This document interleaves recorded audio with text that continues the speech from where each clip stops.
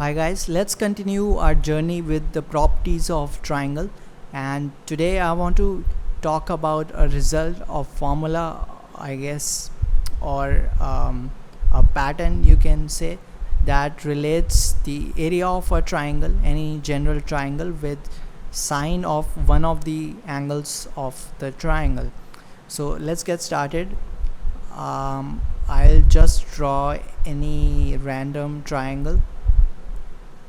um, the stroke is little bit too thick, but anyway,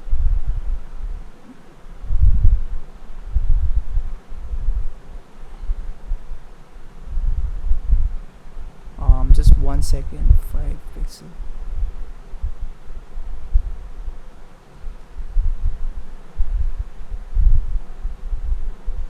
Okay, so this is A, this is B, and this is C, and we also know the notation with the sides. So this is A, this is B, and this is C. Now you might be remembering the result for the area of a triangle, any general triangle, that um, the area A is equal to the square root of S times S minus A times S minus B times S minus C, right? This is the area of any general triangle where S is the semi-perimeter. So S is perimeter, which is A plus B plus C divided by 2. That's what S is. Sorry. Now if I want to somehow relate this area, which is here, with sine of one of the angles, first of all I'll have to draw a perpendicular, because right now this is not a right angle triangle, so I cannot apply any of the trigonometric formulas or identities. So if you just draw a perpendicular, we'll get two right angle triangles, this left one and this right one. If you just consider this left triangle, this left right angle triangle, if we consider this angle B, sine of B is opposite side, which is I'll call this the opposite side, so I'll just write OP dot, and then divided by hypotenuse, which is C. So this is what we get from this relation. Now if we want to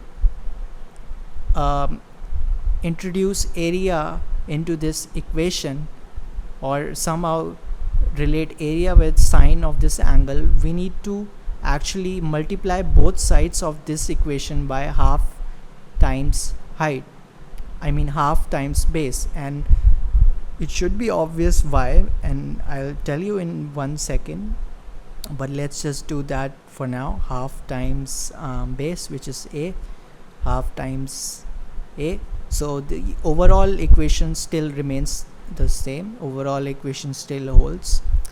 Now the whole point of doing this is because now this right hand side, this numerator, becomes the area of a triangle. Remember, because area of a triangle is also equal to half into base times altitude, and since we drew a perpendicular on this base, now this acts as a altitude, and indeed the area of a triangle is just half times base, which is equal to A times altitude, which is just this opposite side, OP. So now we can replace this expression by this, because remember, area is a constant value, it remains the same regardless of which formula we are using for area. So now we can say that this is equal to A times A divided by C. Now if we just solve for sine of B, we will get sine of B is equal to, just bring these two terms on right hand side, it will be equal to 2A upon AC, and this is the result that I was talking about earlier. You don't need to remember this result directly. I'll tell you how you should tackle this result, and in future when we somehow get a problem in which we are asked to find the area when we are given with sine of any of the angles, or we are given with the area and we want to figure out the sine of an angle, we can make use of this formula. But again, you don't need to remember this directly. I'll tell you the approach.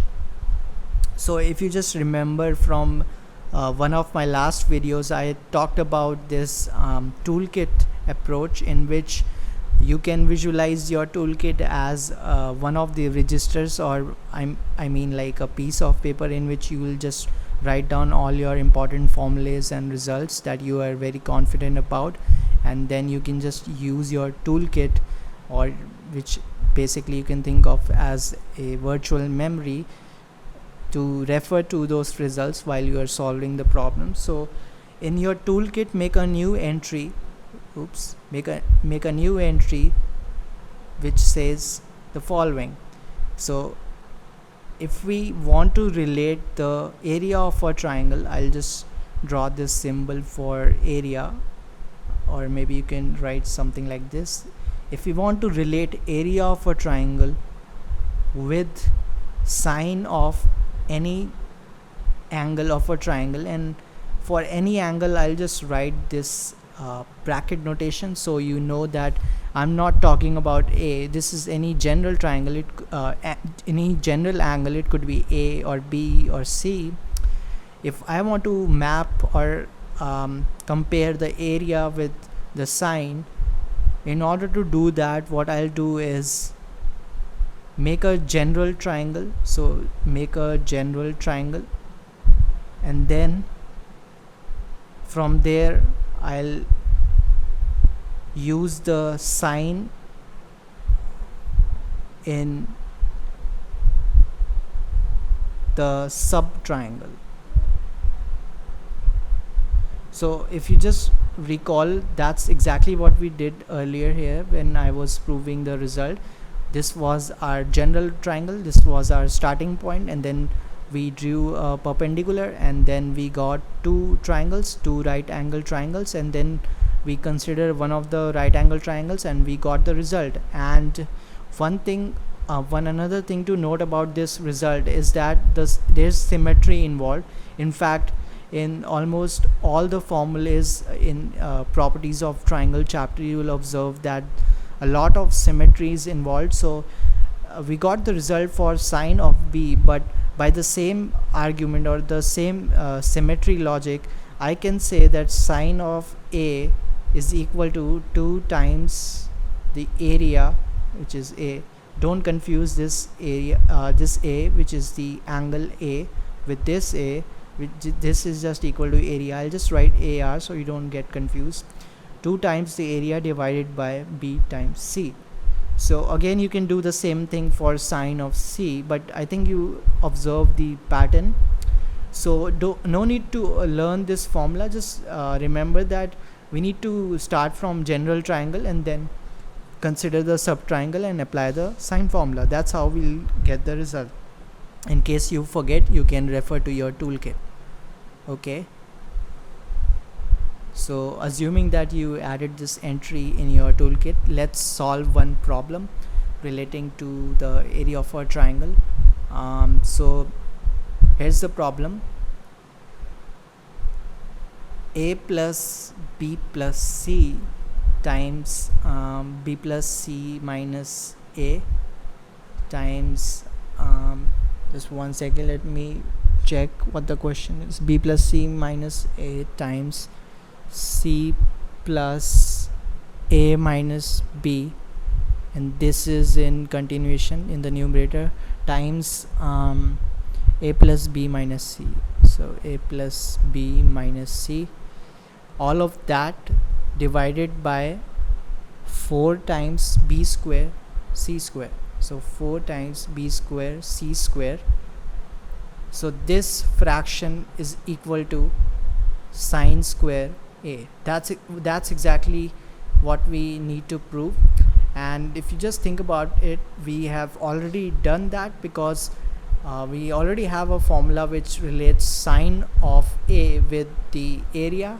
And if you just observe this fraction carefully, what we have here is some form of area, right? Form of area. We're not sure which form, but we know that this is in some form of the semi perimeter. So let's first of all, let's convert this numerator into in terms of a or s, which is the semi perimeter. So since we know that s is equal to a plus b plus c divided by 2, right? So essentially this means that this thing is equal to 2 times s. So the first term is equal to 2 times s. So let's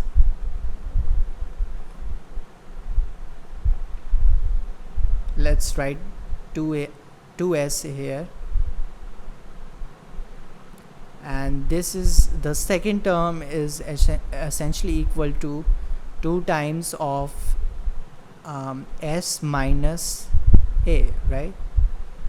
So 2 times of s minus a, and similarly the third term is equal to s 2 times s minus b, and the fourth term is equal to 2 times of s minus c. If you just if you just multiply all these terms, you are going to get 2 times 2 times 2, like 4 times 2, which is equal to 16. So 16,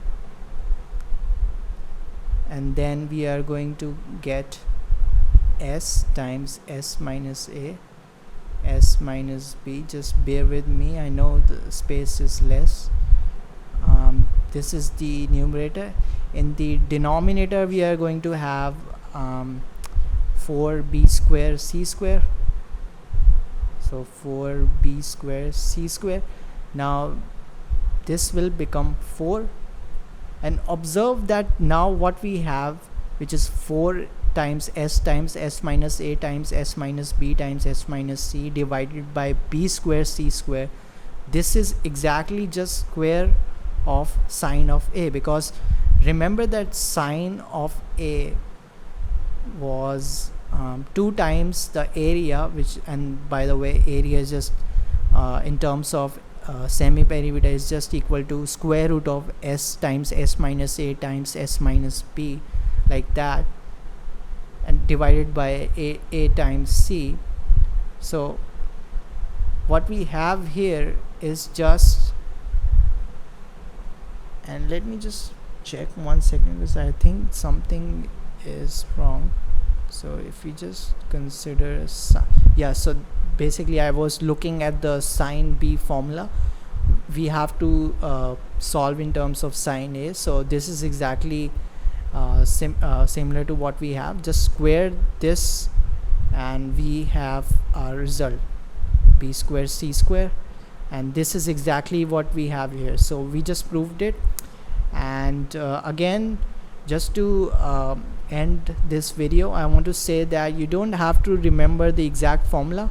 You just have to remember that if you want to map or somehow relate the area of any triangle with sine of one of the angles, you need to first consider the general triangle. Then in one of these sub triangles you need to apply the sine formula, and I think it's just going to take 1 second and you're going to be getting the result. So thanks for watching this video. I'm sure we are going to solve more problems. Yeah, bye.